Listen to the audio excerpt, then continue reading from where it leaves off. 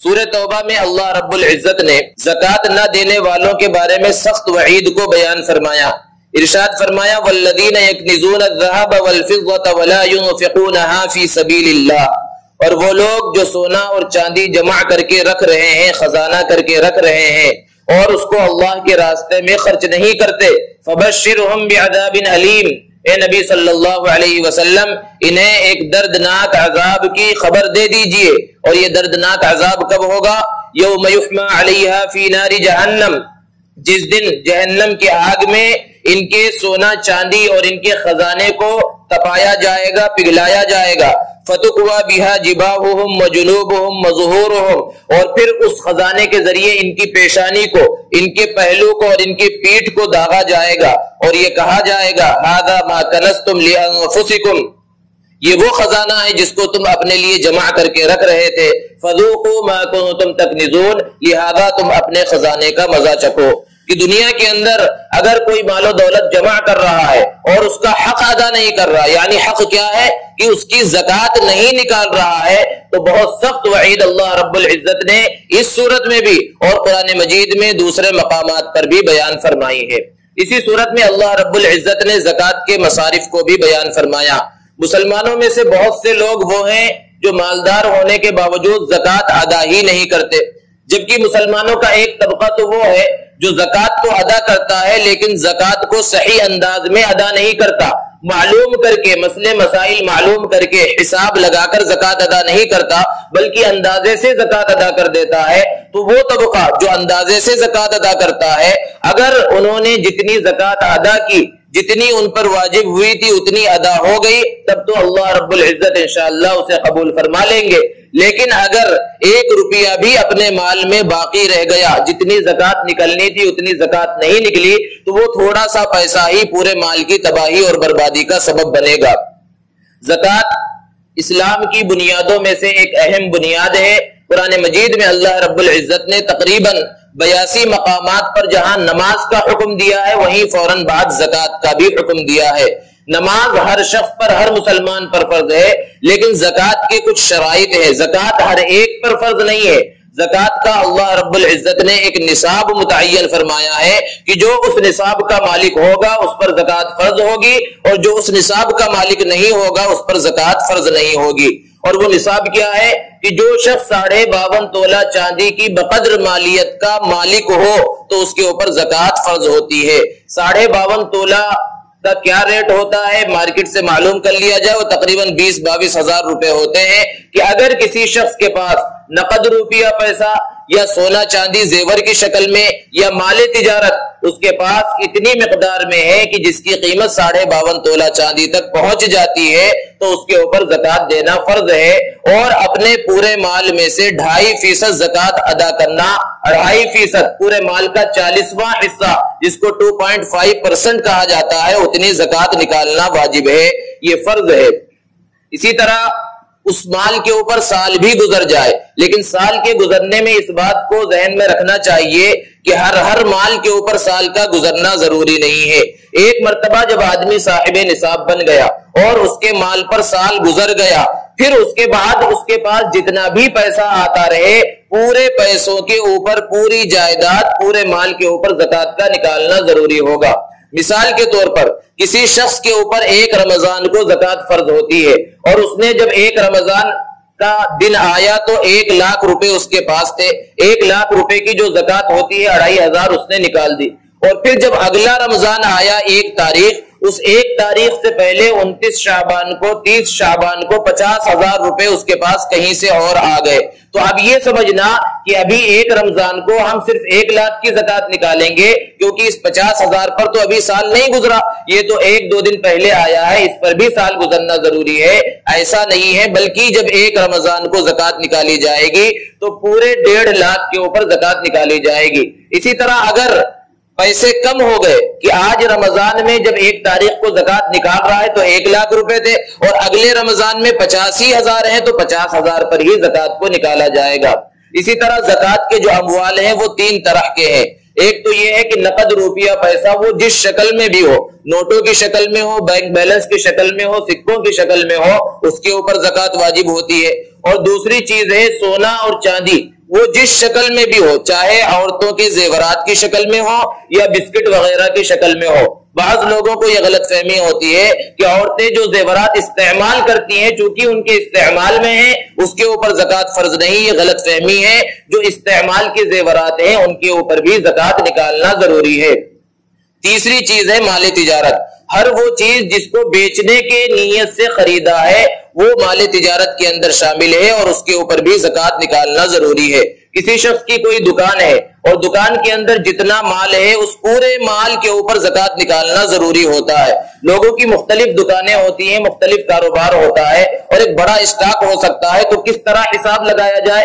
حساب لگانے کی 3 صورتیں ہو سکتی ہے۔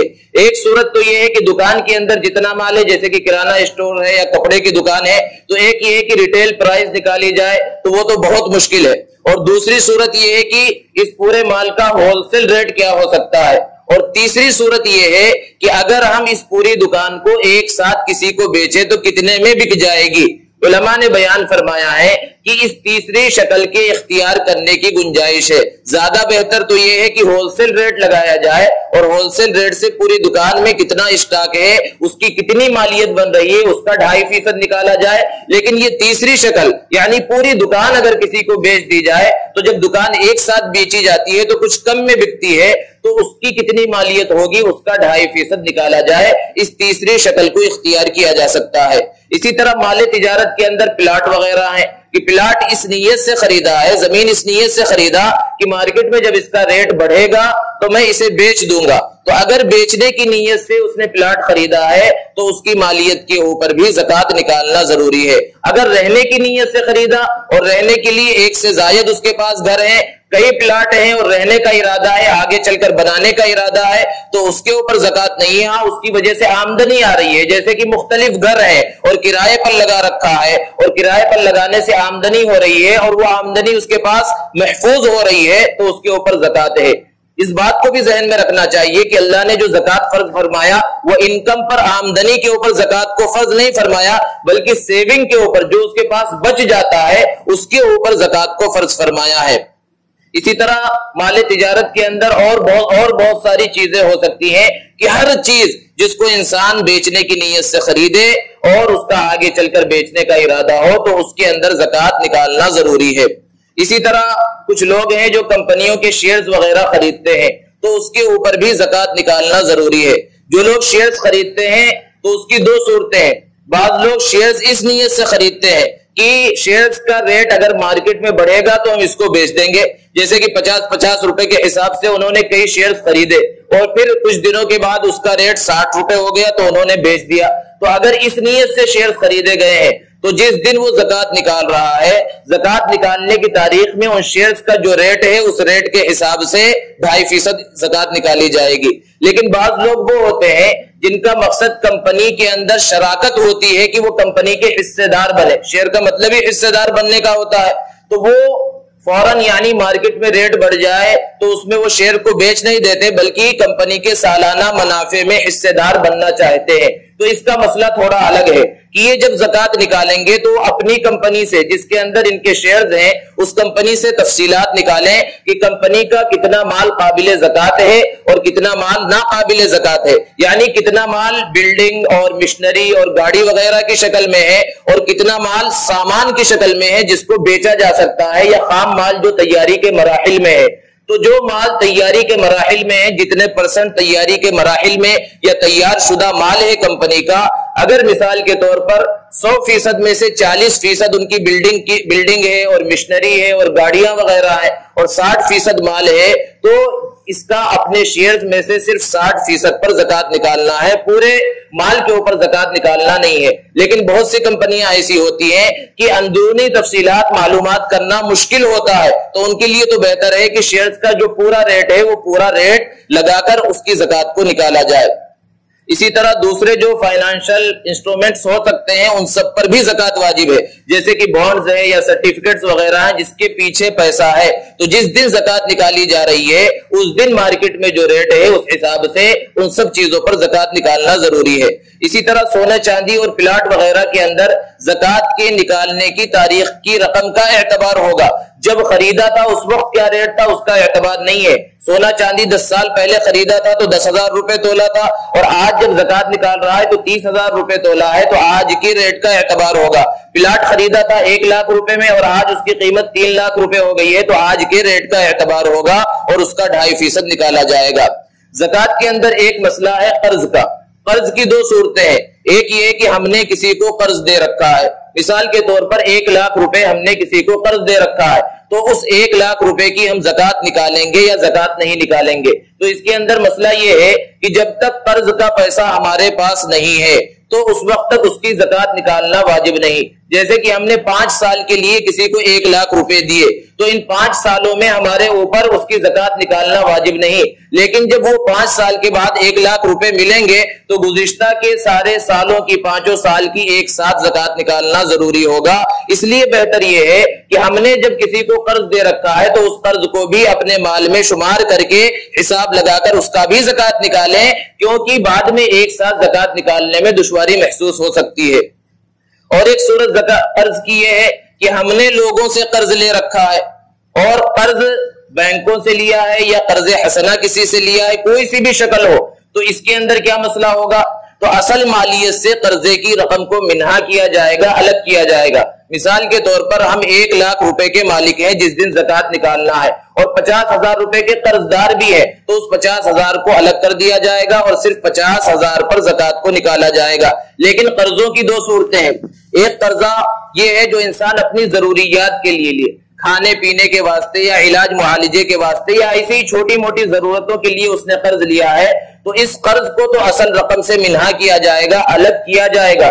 لیکن جو فائنانشل مقاصد کے لیے قرضے لیے گئے, بڑے بڑے مقاصد کے لیے قرضے لیے جاتے ہیں, جیسے کہ ایک آدمی 1-2 فیکٹری کا پہلے سے مالک ہے, اب وہ تیسری فیکٹری ڈالنا چاہتا ہے تو بینکوں سے کروڑوں روپے کا قرض اٹھاتا ہے, تو اگر ان قرضوں کو الگ کر دیا جائے تو یہ تو اس کے پاس کچھ بچے گا ہی نہیں, اس پر زکات ہی واجب نہیں ہوگی بلکہ یہ خود زکات کا مستحق بن جائے گا. اس لیے ایسے قرضے جو بڑے تجارتی مقاصد کے لیے لیے گئے ہیں, فائنانشل مقاصد کے لیے لیے گئے, کنسٹرکشن کے واسطے لیے گئے ہیں, تو ان کا مسئلہ الگ ہے. اس کے اندر تفصیل یہ ہے کہ جس مقصد کے لیے لیا, مثال کے طور پر باہر سے کوئی مشنری امپورٹ کرنا چاہتا ہے تو مشنری ایسی چیز ہے, یا بلڈنگ بنانا چاہتا ہے تو بلڈنگ ایسی چیز ہے جس پر زکات واجب نہیں ہوتی, لہذا اس قرضے کو الگ نہیں کیا جائے گا. ہاں اگر وہ کوئی مال خرید رہا ہے کمپنی کے واسطے, فیکٹری کے واسطے, وہ خام مال ہو یعنی جو تیار شدہ نہ ہو یا تیار شدہ مال ہو, تو جو ایسا مال ہو جس پر زکات واجب ہوتی ہے تو ان قرضوں کو الگ کیا جائے گا اصل مالیت سے, اور دوسرے قرضوں کو الگ نہیں کیا جائے گا. اس تفصیل کو بھی سمجھنے کی ضرورت ہے. اس کے بعد جب زکات انسان نکال رہا ہے تو اللہ رب العزت نے قرآن مجید میں فرمایا آتوا الزکاۃ, زکات کو ادا کرو. یہ نہیں فرمایا زکات کو پھینک دو یا کچھ بھی کر دو. اس کا مطلب یہ ہے کہ زکات مستحق تک صحیح انداز میں پہنچنی چاہیے. اب مستحق کون ہے؟ کہ جو خود صاحب نصاب نہ ہو. آسان سا اصول ہے کہ جو خود صاحب نصاب نہ ہو, جو خود 52.5 تولہ چاندی کا مالک نہ ہو, وہ زکات کا مستحق ہے. اسی طرح اس کے پاس اس کی اصلی ضرورت سے زائد اتنا سامان بھی نہ ہو جو 52.5 تولہ چاندی کے بقدر رقم کو پہنچ جاتا ہو. مثال کے طور پر ایک گاڑی سے انسان کا کام چل سکتا ہے, اب اس کے پاس ایک سے زائد گاڑیاں ہیں تو گاڑی پر تو زکات واجب نہیں ہوتی, وہ چاہے لاکھوں کی ہو کروڑوں کی ہو, لیکن ایک سے زائد گاڑی ہونے کی وجہ سے اب وہ زکات نہیں لے سکتا کیونکہ ضرورت سے زائد اتنا سامان اس کے پاس ہے جو اس کے 52.5 تولہ چاندی کے بقدر یا اس سے زائد رقم کو پہنچ رہا ہے. اسی طرح گھر کے اندر قیمتی ڈنر سیٹ وغیرہ رکھے ہوئے ہیں جن کو عام طور پر استعمال نہیں کیا جاتا اور ان کی رقم 52.5 تولہ چاندی کو پہنچ رہی ہے, تو ایسا شخص بھی زکات نہیں لے سکتا, وہ مستحقین میں سے نہیں ہے. تو زکات کے اندر بہت زیادہ تحقیق کی ضرورت ہے کہ کون مستحق ہے اور کون مستحق نہیں ہے, پھر اس کے بعد زکات کو نکالنا چاہیے. سب سے بہتر یہ ہے کہ ہم اپنے رشتہ داروں میں سے جو مستحق ہے یعنی جو صاحب نصاب نہیں ہے ان کو زکات دے, اور پھر سارے رشتہ داروں کو زکات دی جا سکتی ہے 2 رشتوں کے علاوہ. ایک رشتہ ہے ولادت کا کہ باپ اپنے بیٹے کو اور بیٹا اپنے باپ کو, اور دوسرا جو رشتہ ہے وہ زوجیت کا ہے کہ شوہر اپنی بیوی کو اور بیوی اپنے شوہر کو زکات نہیں دے سکتی. اس کے علاوہ جو رشتے ہیں جیسے کہ بھائی بہن کا رشتہ ہے یا اسی طرح خالہ ماموں اور دوسرے جتنے رشتہ دار ہیں, اگر وہ مستحق ہیں تو انہیں زکات دی جا سکتی ہے. بعض لوگ یہ سمجھتے ہیں کہ کوئی عورت بیوہ ہے یا کوئی بچہ یتیم ہے تو اسے ضرور زکات دینی چاہیے، یہ بہت اچھا ذہن ہے، بہت اچھی سوچ ہے، لیکن یہاں یہ ضروری ہے کہ پہلے یہ تحقیق کر لی جائے کہ وہ بیوہ کہیں صاحب نصاب تو نہیں، وہ یتیم بچہ کہیں صاحب نصاب تو نہیں۔ اگر وہ صاحب نصاب ہے تو پھر وہاں زکات ادا نہیں ہوگی۔ اسی طرح مدارس اسلامیہ بھی اس کے بہت بہترین مستحق ہیں، کیونکہ مدارس اسلامیہ کے اندر ایک بہت بڑی تعداد ان طلبہ کی بھی ہوتی ہے جو غریب ہوتے ہیں، مستحق ہوتے ہیں، تو مدارس اسلامیہ کے اندر بھی زکات کو دیا جا سکتا ہے۔ اللہ رب العزت سے دعا ہے کہ اللہ رب العزت امت مسلمہ کو صحیح انداز میں زکات ادا کرنے کی توفیق عطا فرمائے۔ وآخر دعوانا الحمدللہ رب العالمین۔